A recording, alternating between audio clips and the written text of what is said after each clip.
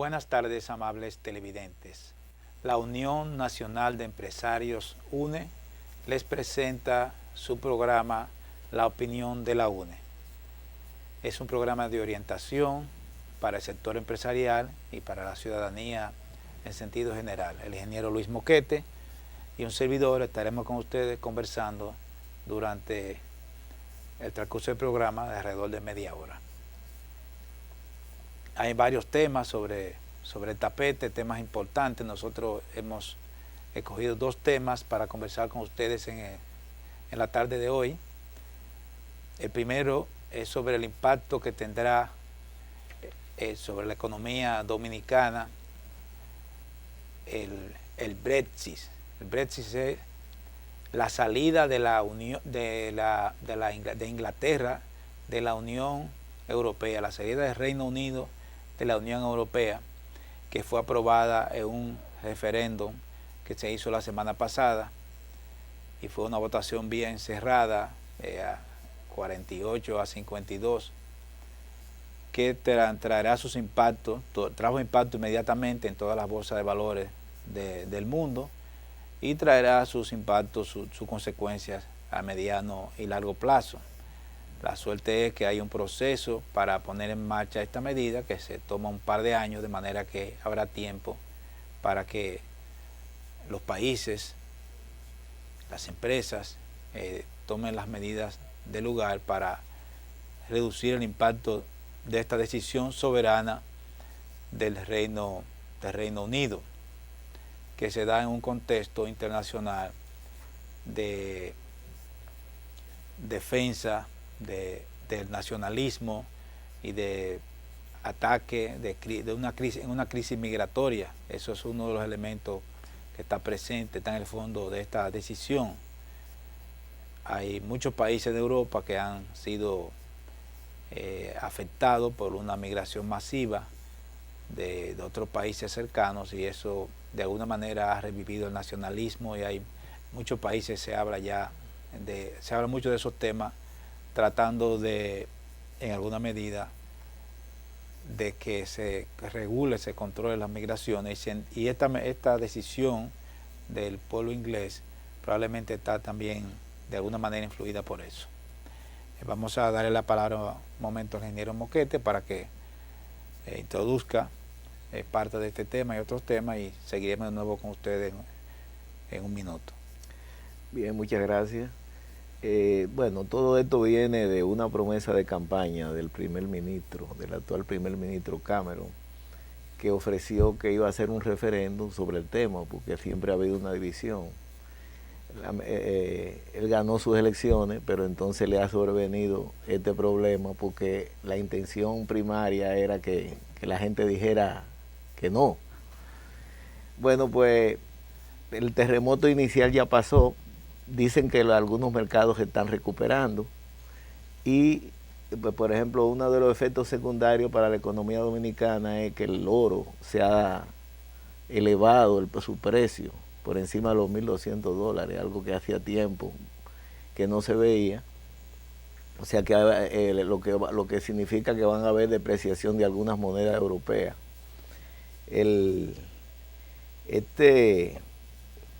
Esta salida de Gran Bretaña, aunque se le atribuye a la migración masiva de gente de África y hacia Europa, también tiene que ver con algunas inconformidades de algunos países miembros que entienden que aportan más de lo que reciben y que han llegado al convencimiento de que puede irle mejor. Algo que hay que ver en esto es que los jóvenes, por ejemplo, apoyaron la permanencia, y los mayores, que fueron los que metieron a Gran Bretaña, o mejor dicho al Reino Unido, porque eso abarca a Escocia, Irlanda y los demás países asociados, los que metieron al Reino Unido en eso fueron precisamente esos jóvenes hace 30 años. Cuando eran jóvenes, al parecer los resultados no han sido buenos para ellos, y de ahí viene la desilusión. En el caso específico de la República Dominicana, nosotros vamos a ser afectados en el mediano plazo por probablemente la reducción de las exportaciones de República Dominicana a Inglaterra, que es el principal mercado para el banano, de manera que los productores de banano puede ser que se vean afectados, porque nosotros hay un acuerdo con la Unión Europea, y si Gran Bretaña deja de ser parte de la Unión Europea, entonces ya no está obligada a cumplir con los términos del acuerdo que existe entre la Unión Europea y los países de América Latina y de Asia, del África, o sea, los países del CARIFORUM. Esa situación definitivamente nos va a afectar. El Banco Central ha hecho una evaluación del impacto que eso tendría y entiende que es un peso insignificante en términos del volumen total de nuestras exportaciones, alrededor de 150 millones, 168 millones de dólares sería la reducción teórica de las exportaciones, que es una suma importante para la República Dominicana, que tiene un déficit en su balanza de pago, pero sobre todo para grupos específicos, el caso del banano y de los cultivos orgánicos que se exportan a Inglaterra. Probablemente se va a reducir esas exportaciones, van a comprar menos, porque ya esos productos tendrán un tratamiento normal, no tendrán un tratamiento preferencial, tendrán que pagar impuestos, y eso va a reducir las exportaciones nuestras hacia ese país. Tal como decía el ingeniero Mosquete, hay algunas cosas, impacto positivo, que es el asunto del aumento del precio del oro. También ha habido una reducción del valor del euro frente al dólar, lo cual va a hacer más barata las importaciones desde Europa. Tendrán aquí su impacto en el país. Y en el caso del turismo, se espera también una reducción del flujo turístico de aquí desde Inglaterra, ya no por la medida en sí, sino efectos colaterales de cómo marcha la economía inglesa. Es un país dividido, porque ha sido unas votaciones más o menos la mitad a favor de la salida y la mitad a favor de la permanencia. Tal como dijo el ingeniero Moquete, los jóvenes de ese país votaron a favor de la permanencia, tienen una mentalidad más abierta, están dispuestos a quizás asumir riesgos adicionales, mientras que las personas de más edad votaron a favor de salir. Lo que parece sí extraño es que en un mundo donde cada vez las economías se integran más, Inglaterra, que ha sido un pionero, un paladín del libre comercio en el mundo entero durante toda la historia, en este momento decida tomar una medida, decida, digamos, alejarse del libre comercio en la medida en que salen de la Comunidad Económica Europea. Eso tendrá impacto, habrá que dar muchas lecturas, probablemente tendrá impacto en otros lugares, hay otros países que también plantearán eso está dentro de lo posible. Pero en el corto plazo yo creo que el impacto va a ser reducido sobre el país, porque tomará 2 años en que esa medida se aplique. Y un máximo de 2 años, porque ellos pues le están pidiendo que acelere al Reino Unido, que acelere la solicitud y las gestiones para salirse, para que el daño sea más limitado. Sí, porque mientras no salga, está pendiente, y eso va a afectar las inversiones, el clima de negocio se afecta, hasta que eso no se decida. Y la bolsa aparentemente se han recuperado, eso es lo que han dicho en estos últimos días, que la caída de las acciones y ese tipo de cosas y de los intercambios de moneda ya se ha recuperado parte de eso. Es decir, que el Banco Central lo ve de manera optimista, incluso dice que hay oportunidades de negocio bilaterales con el Reino Unido, que es un socio importante nuestro. Bueno, siempre hemos tenido oportunidades de negocio con el Reino Unido. El problema está en que no es lo mismo negociar en bloque que negociar de manera independiente. Un país pequeño como nosotros quizás es un poco más difícil negociar con Inglaterra, como es difícil negociar con Estados Unidos, porque el país grande siempre tiene una ventaja en el momento de hacer las negociaciones. Vamos a hacer una pequeña pausa con el permiso de ustedes, amables televidentes. Estaremos de nuevo con ustedes en breve.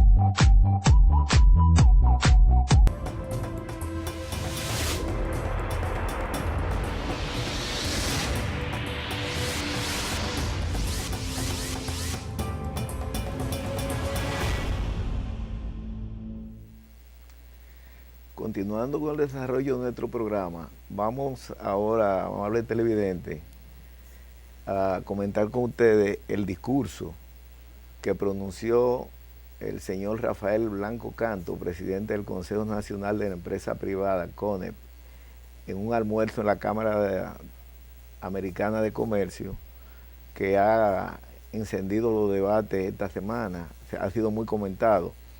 El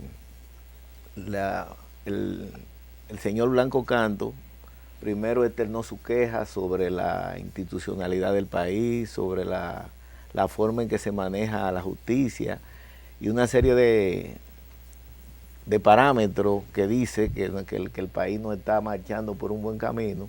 Comentó el desarrollo de las pasadas elecciones, las impugnaciones y lo que él llamó como un desorden que hubo aquí durante todos esos días. Y terminó diciendo que para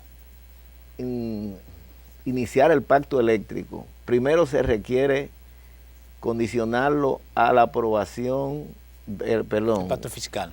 Para comenzar a discutir el pacto fiscal, se requiere de darle solución al pacto eléctrico que tiene estancado prácticamente 18 meses.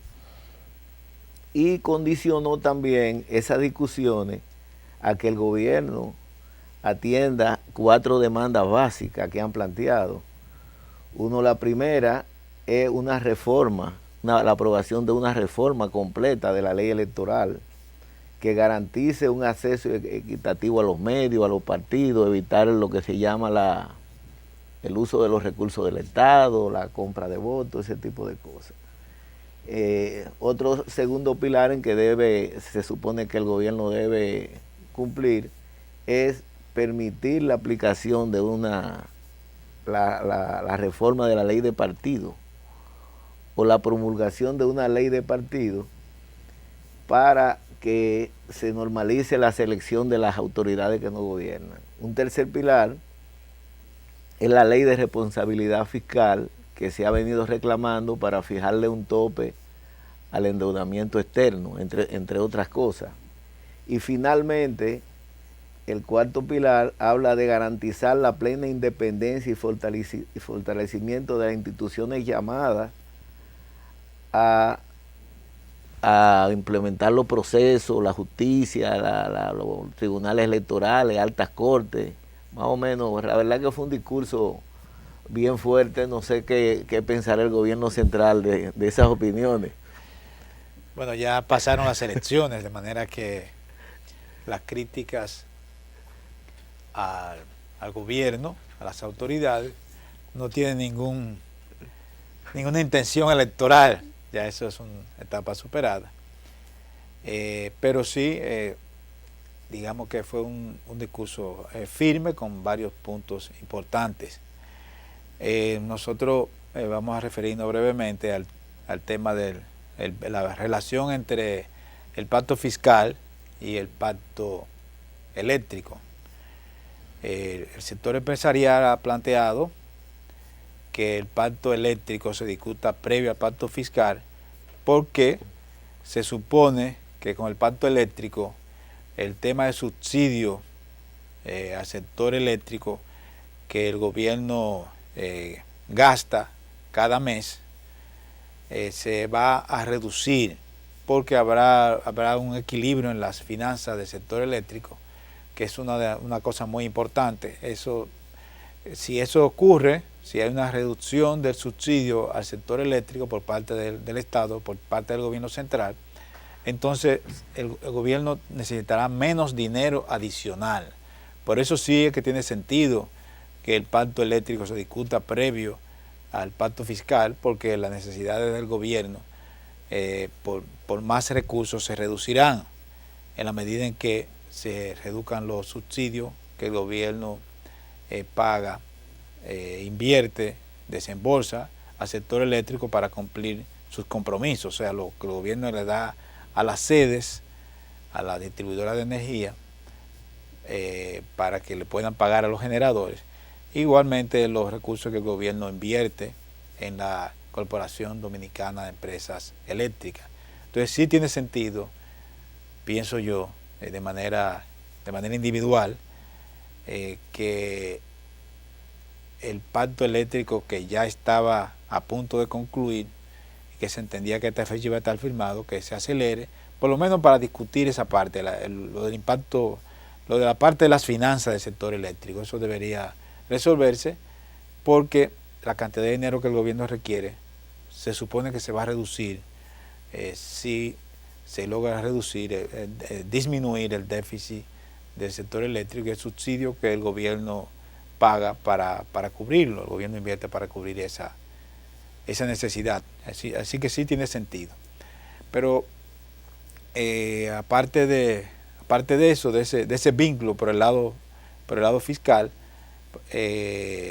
por el lado de los números, de las finanzas, el otro elemento que planteó el presidente del Consejo Nacional de la Empresa Privada, la ley de responsabilidad fiscal. Es muy importante esa ley, porque va a reducir, digamos, la discrecionalidad que tienen ahora, que tienen las autoridades para endeudarse. Eso me parece también muy importante.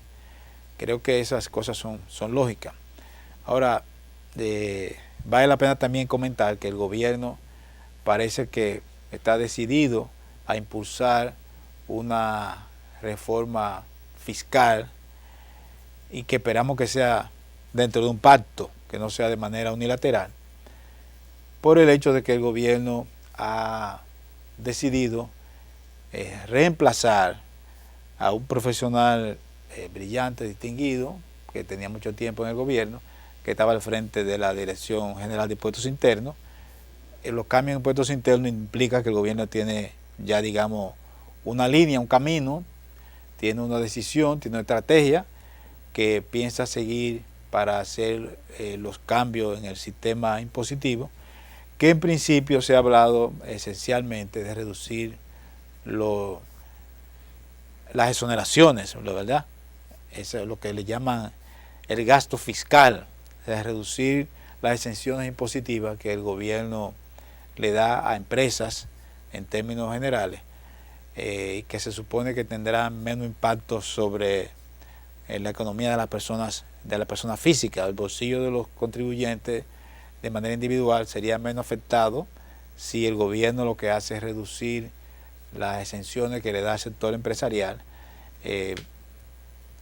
y no aumentar los impuestos que paga directamente la población. De todos modos, eso tiene también otra cara de la moneda que hay que ver, por el hecho de que si se reduce, si se elimina una serie de exenciones, eso tendrá su impacto sobre la inversión privada y su impacto sobre el empleo, que a la larga va a tener un impacto también sobre el bienestar de la población. Todo eso tiene que verse con bastante cuidado, pero me da la impresión, así de manera individual, que los cambios que se han producido en el área, en la parte recaudatoria, en la parte de impuestos internos, de alguna manera es una señal de que el gobierno va a seguir impulsando ese plan, ese proyecto de hacer una reforma fiscal, y que todos esperamos que sea como producto de un acuerdo, de un consenso con los diferentes sectores. Pero sin embargo, yo veo que hay algunos sectores que atribuyen también el interés de los empresarios a discutir el pacto eléctrico antes, y es que la entrada de la planta de Punta Catalina es prácticamente inminente.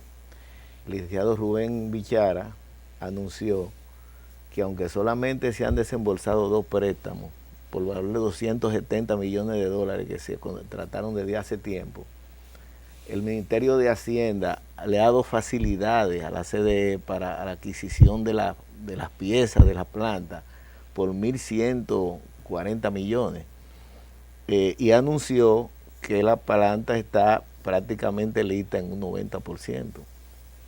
Eso quiere decir que si eso es verdad, la CDE estará en mejores condiciones de negociar un pacto eléctrico para que le favorezca, porque ahí hay algunos contratos antiguos que se han ido venciendo y otros que le falta poco, y cuando entre esa generación que todavía se discute el precio a que va a resultar, pero que se supone que va a ser mucho más barato de lo que estamos recibiendo ahora, pues entonces el escenario de negociación va a ser otro.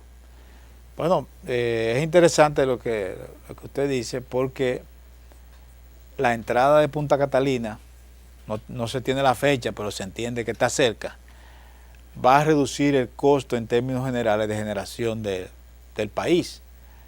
Y algunas plantas, independientemente del posible pacto eléctrico, no van a operar, o van a operar menos, porque van a tener un costo más alto, y como la regla que se sigue para que las plantas entren al sistema es que tengan costo más bajo. Se supone que entran siempre de costo más bajo.